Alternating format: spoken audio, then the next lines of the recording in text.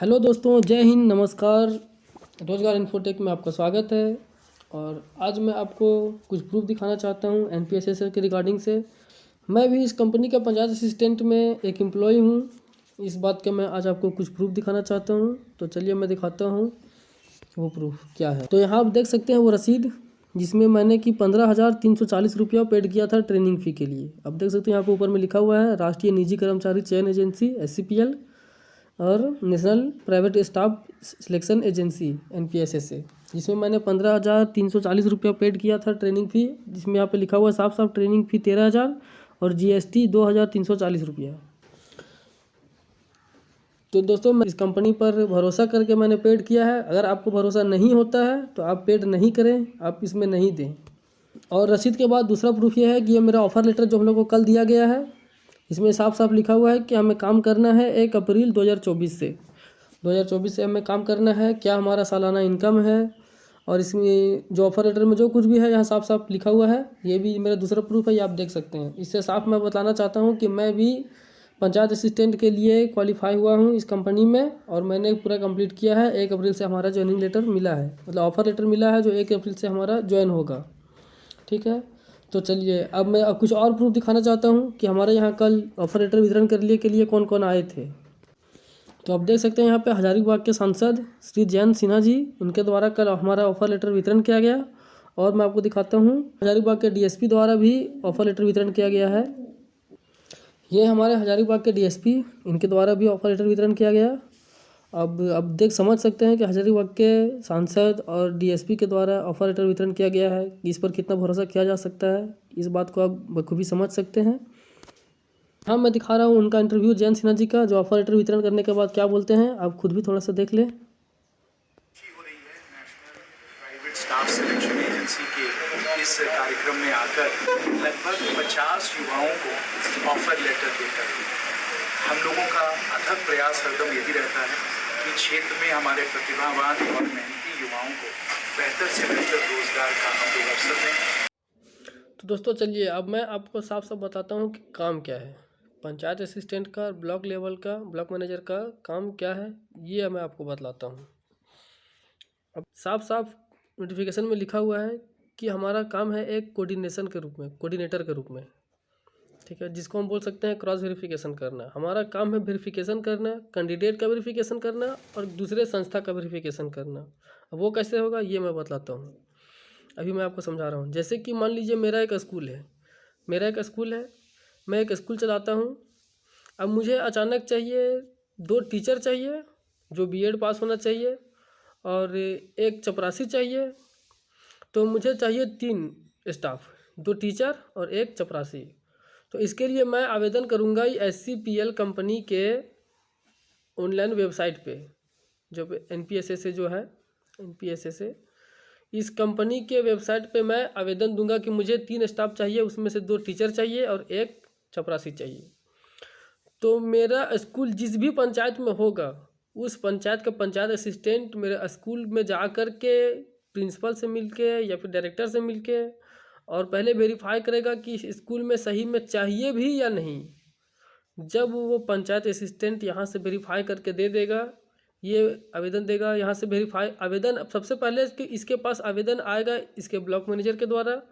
Block manager को ये verification करके देगा। ब्लॉक मैनेजर फिर अपने ऑफिस में देगा, जो SCPL का कंपनी का ऑफिस है वहाँ पे देगा। तब जाके मुझे मेरे स्कूल में स्टाफ हायर करने की आवेदन को ये स्वीकार करेगी, ये कंपनी स्वीकार करेगी, जो हमारी कंपनी है मेरे स्कूल के स्टाफ को हायर करने के लिए ये आवेदन को स्वीकार करेगी। ठीक है, और मैं बतलाता हूँ दूसरा काम ये है कि SCPL जो है कंपनी एक job card SCPL job card वितरण करेगी। जॉब कार्ड देगी किसको? कैंडिडेट को। जो भी कैंडिडेट ये जॉब कार्ड लेता है वो एक सब्सक्रिप्शन के थ्रू लेगा, जैसे 3 महीने के लिए, 6 महीने के लिए या फिर 12 महीने के लिए। तो उससे उसको बेनिफिट क्या होगा? सबसे पहला बेनिफिट होगा कि वो कैंडिडेट जिस भी एबिलिटी में होगा, मान लीजिए अगर वो 10th पास है या 12th पास है, तो जैसा भी जॉब उसको चाहिए वैसा जॉब कंपनी के पास आते ही इसके पास नोटिफिकेशन चल जाएगा, उसके अनुसार, उसके एबिलिटी के अनुसार उसके पास उसके जॉब का नोटिफिकेशन जाएगा, पहला फ़ायदा है। दूसरा फ़ायदा उसको होगा कि अगर वो सब्सक्रिप्शन लेता है तो उसमें उसको कुछ अमाउंट लगेंगे सब्सक्रिप्शन लेने में। जैसे 3 महीने का लिया तो 249 रुपया, 6 महीने का लिया तो 499 और 12 महीने का लिया तो 999। तो इस तरह से सब्सक्रिप्शन पर कुछ चार्ज तो उनको लगेंगे, लेकिन इससे ये भी फ़ायदा होगा कि अगर उन्होंने 3 महीने का लिया है और 3 महीने के अंदर वो जितना भी फॉर्म अप्लाई करते हैं, तो जितना भी फॉर्म का फ़ी होता है उसमें उनको 50% देना होगा। जैसे मान लीजिए अभी आप लोगों ने अगर फॉर्म अप्लाई किया होगा या करेंगे तो आपको देना होगा 350 रुपया। यही जब आप जॉब कार्ड ले लेते हैं तब आपको मात्र देना होगा 175 रुपये। अब 3 महीने के अंदर जितना भी फॉर्म अप्लाई करते हैं आपको मात्र और मात्र 50% ही देना होगा। तो इसी तरह अगर 6 महीने का लिए हैं तो 6 महीने तक 50% देंगे अप्लाई करने के लिए, 12 महीने का लिए हैं तो 12 महीने तक।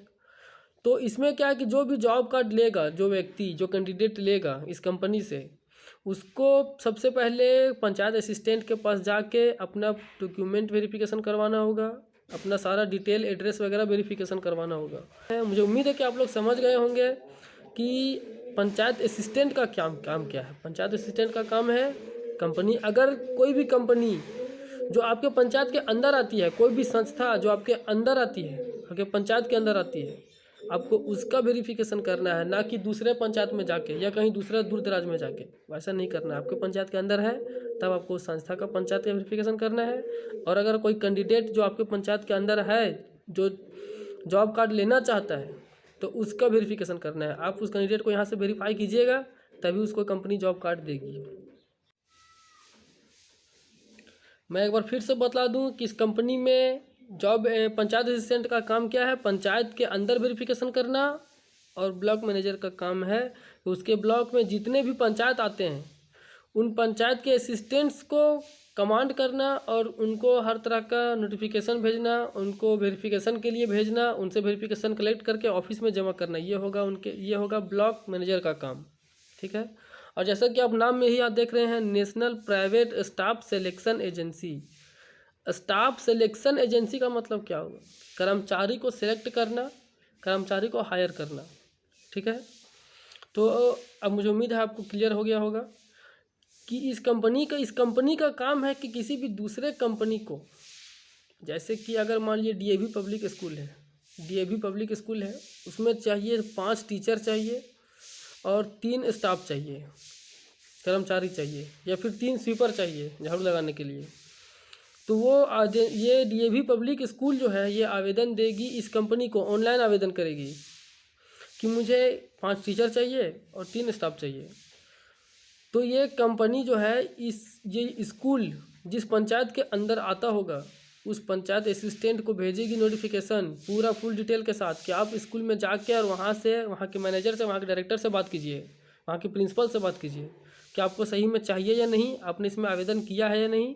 जब वो अगर एक्सेप्ट करते हैं कि हाँ हमने किया है, हमें चाहिए, वास्तव में हमें चाहिए, आप वहाँ से वेरीफाई करके आप अपने ब्लॉक मैनेजर को बताइएगा कि हाँ इसको चाहिए। तब इसके बाद इस कंपनी इस डीएवी स्कूल के आवेदन को एक्सेप्ट करेगी और इसको एक्सेप्ट करेगी और उसके बाद फिर उसको उस वैकेंसी को ये अपने वेबसाइट पर जारी करेगी। इसमें जो बीएड पास व्यक्ति होगा, मान लीजिए जो भी इसमें क्वालिफिकेशन डाला गया हो कि मुझे बीएड किए हुए टीचर चाहिए या एमए किए हुए टीचर चाहिए या डीएलएड किए हुए टीचर चाहिए, तो जो भी उसके अनुसार से, उस कंडीशन के अनुसार से क्वालिफाइड होंगे वो टीचर इसमें आवेदन करेंगे और आवेदन करने के बाद उनका सिलेक्शन यहाँ पे होगा डीएवी पब्लिक स्कूल में। और सबसे पहली बात आप ये ध्यान में ज़रा भी ना रखें कि ये कोई सेमी गवर्नमेंट या गवर्नमेंट काम है, ये प्योर प्राइवेट काम है, 100% प्राइवेट वर्क है, प्राइवेट कंपनी है, आपको इसी के अनुसार काम करना होगा।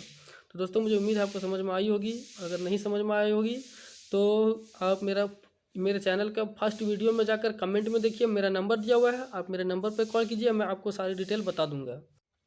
दोस्तों मैं आपको एक बात और बता देना चाहता हूँ कि इस फॉर्म के लिए अप्लाई करने का लास्ट डेट है 6 मार्च तक। 6 मार्च तक आप अप्लाई कर सकते हैं। और पहले से जिस किसी ने भी अप्लाई किया है उनका भी इंटरव्यू भी शुरू हो गया है, इंटरव्यू स्टार्ट हो गया है उनका। और एक बात और बतला दूँ कि जब आपका इंटरव्यू होगा तब आपसे कोई पैसा, कोई चार्ज नहीं लिया जाएगा। और अगर आप इंटरव्यू क्लियर करते हैं तो आपको फिर से बुलाया जाएगा। इंटरव्यू देने के बाद कुछ दिन, 2 दिन, 4 दिन, 6 दिन के बाद आपको फिर से बुलाया जाएगा। उसमें आपका डॉक्यूमेंट वेरिफिकेशन होगा और उसी टाइम आपसे जो भी ट्रेनिंग फ़ी के रूप में जो भी अमाउंट लिया जाएगा उसी टाइम लिया जाएगा। ठीक है, तो आप ऐसा ना समझें कि पहले पैसा ले लिया और फिर हमें सिलेक्शन दिया भी नहीं। तो दोस्तों, अगर और कुछ जानना है और कुछ जानकारी चाहिए तो आप कमेंट कीजिएगा, मैं आपके कमेंट का रिप्लाई अवश्य करूँगा। लास्ट तक बने रहने के लिए थैंक यू वेरी मच। जय हिंद।